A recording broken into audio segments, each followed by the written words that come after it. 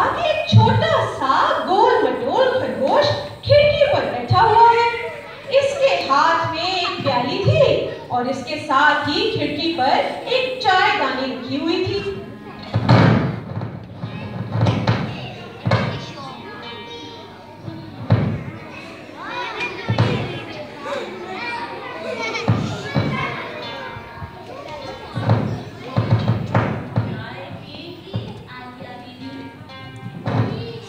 खरगोश ने अपनी शर्मीली आंखें झपका कर पूछा, चाय तो सभी लोग पीते हैं। हाँ, मैं चाय पीऊंगी।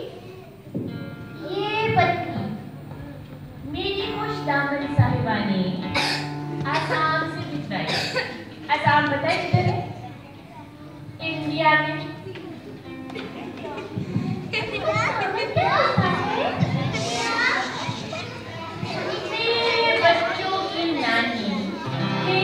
दामन साहिबा है, यानी मेरी सास।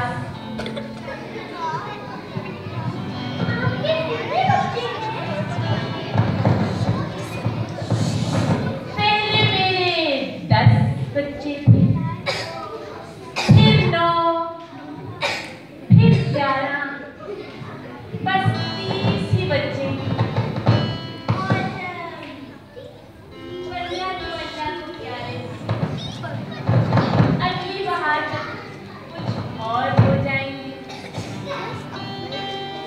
आर्या हक्का पक्का रह गई। खरगोश ने बहुत तमीज से आर्या को चाय बना के दी और बहुत फख्र से बोला, मैं अब पहनाना और परदादा बन चुका। जब आर्या चाय पी चुकी तो खरगोश ने प्याली और चायदान समेटे और बोला, इजाजत दी आर्या जी। खरगोश भी चलता बना।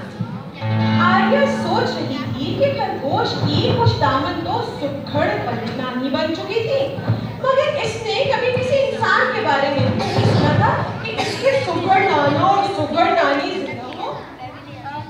आपको पता है कि सुघड़ नाना सुघड़ नानी क्या होते हैं? Great great great grandfather and great great great grandmother. आपके हैं? किसी के जिंदा है?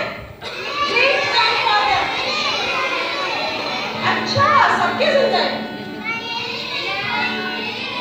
ग्रेट ग्रैंडफादर होते हैं आप।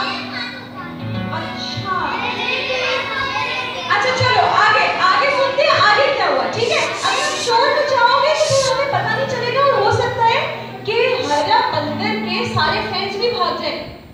तो फिर अगर आप शोर मचाओगे तो ऐसा तो नहीं करना चाहते ना आप, है ना?